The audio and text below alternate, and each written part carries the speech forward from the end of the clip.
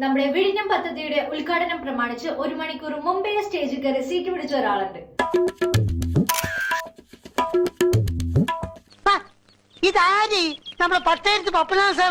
അതെന്താ നമ്മുടെ രാജീവ് ജി സ്റ്റേജിൽ ഇത്ര നേരത്തെ, അതും ഒറ്റയ്ക്ക്? എന്താ പരിപാടി? ഞാൻ നേരത്തെ വന്നു. എന്തുകൊണ്ട് നേരത്തെ വന്നു? എന്തുകൊണ്ട്?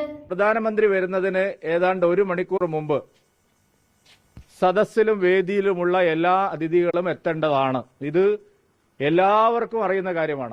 അതുകൊണ്ടാണല്ലോ 1 മണിക്കൂർ നേരത്തെ വന്ന് സ്റ്റേജിൽ കയറി സീറ്റ് പിടിച്ചത്. സോറി, ഞാൻ തെറ്റിദ്ധരിച്ചു പോയി. ക്യാമറ ഒന്ന് സ്റ്റേജിലേക്ക് തിരിച്ചു നോക്കൂ. അവിടെ ഒരു വ്യക്തി ഇരിക്കുന്നത് കാണാം, കണ്ടില്ലേ? അദ്ദേഹം മുദ്രാവാക്യം പിടിക്കവിടെ നോക്ക്, കണ്ടില്ലേ? ഓണത്തിന്റെ ഇടയിൽ പുട്ടുകച്ചവടം എന്ന് പറയുന്ന പോലെ അതിന്റെ ഇടയിൽ കൂടെ ഒരു മുദ്രാവാക്യം വിളി. നമ്മള് നോക്കി കളിച്ചില്ലേ, ഇതും അവനങ്ങ് കൊണ്ടുപോകും. മന്ത്രിമാരിൽ പലരും ഇവിടെ ഇരിക്കുക, എന്നാൽ ഒരു രാഷ്ട്രീയ പാർട്ടിയുടെ സംസ്ഥാന അധ്യക്ഷൻ അതും എത്രയോ നേരത്തെ വന്ന് ഒരു സർക്കാർ പരിപാടിക്ക് ഇരിക്കുകയാണ്. ഈ 2 സീറ്റും തരത്തില്ല, അപ്പുറത്തോട്ട് പോയ മുതലെടുക്കണേണ സജി കൊതിയുണ്ടാടാ. ആ വേദി ഏതെങ്കിലും രാഷ്ട്രീയ പാർട്ടിയുടെ പ്രചരണത്തിൻ്റെ വേദിയായിട്ടല്ല ഉപയോഗിക്കേണ്ടത്, മറിച്ച് വികസനത്തിൽ രാഷ്ട്രീയമില്ല. അതുകൊണ്ട് മുദ്രാവാക്യം വിളിക്കാനും അവിടെ ഇരുന്ന് ആ കാര്യത്തിൽ രാഷ്ട്രീയമായ നിലപാട് സ്വീകരിക്കാനും ആർക്കും ആ വേദിയിൽ അവകാശമില്ല. കല്യാണ വീട്ടിൽ പോയാൽ കല്യാണ ചെറുക്കനാവണം, മരണ വീട്ടിൽ പോയാൽ പെട്ടിക്കകത്ത് കിടക്കണം.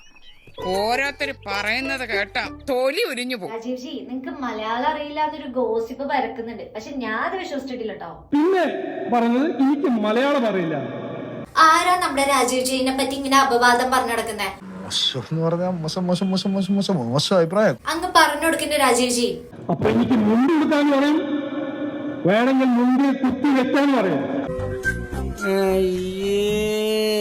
ഒരു കയറുണ്ടായിരുന്നെങ്കിൽ ഞാൻ ഇപ്പൊ തന്നെ കെട്ടുന്നെങ്കിൽ ചത്തേനെ. ഇത് നമ്മുടെ മറ്റേ ലൂസിഫറിലെ ഡയലോഗ് അല്ലേ? എനിക്ക് മുണ്ടെടുക്കാനും അറിയാം, ആവശ്യം വന്നാൽ അത് മടക്കി കുത്താനും അറിയാം. അല്ലല്ലേ, എനിക്ക് ചുമ്മാ തോന്നിയായിരിക്കും. ഞാൻ ലൂസിഫറെ കണ്ട് എൻജോയ് ചെയ്ത ഒരു സാധാരണക്കാരാണ്. അത് പറ, വെറുതെ അല്ല. ഞാനും ആലോചിച്ചു, എന്തോ എവിടെയോ ഒരു സിമിലാരിറ്റി ഉള്ള പോലെ. അടിച്ചു മാറ്റിയില്ലേ. നമുക്ക് ബാക്കി എങ്ങനെയുണ്ടോ നോക്കാം. മലയാളം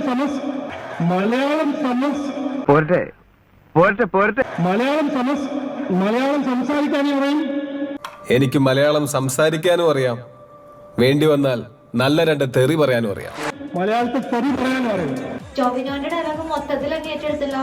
വെറുതെ അല്ല രാവിലെ നേരത്തെ വന്നത്, രാത്രി മൊത്തം ഇരുന്ന് ഈ ഡയലോഗ് ഇരുന്ന് കുത്തിയിരുന്ന് പഠിക്കാറുണ്ടെന്ന് തോന്നുന്നു. എന്ത് തെറി പറഞ്ഞാലും തിരിച്ച് തെറി പറയാനില്ല. തിരിച്ച് ഞങ്ങൾ രാഷ്ട്രീയം പറയും, മാന്യമായിട്ട് പറയും, അത് ഇനി ഉയർത്തും. എന്നാ പിന്നെ വരാനുള്ളത് ഏതെങ്കിലും ഓട്ടോ പിടിച്ചു വരും മുമ്പ് ഞാൻ പോട്ടെ. ദൈവം കാക്കട്ടെ എന്നെ.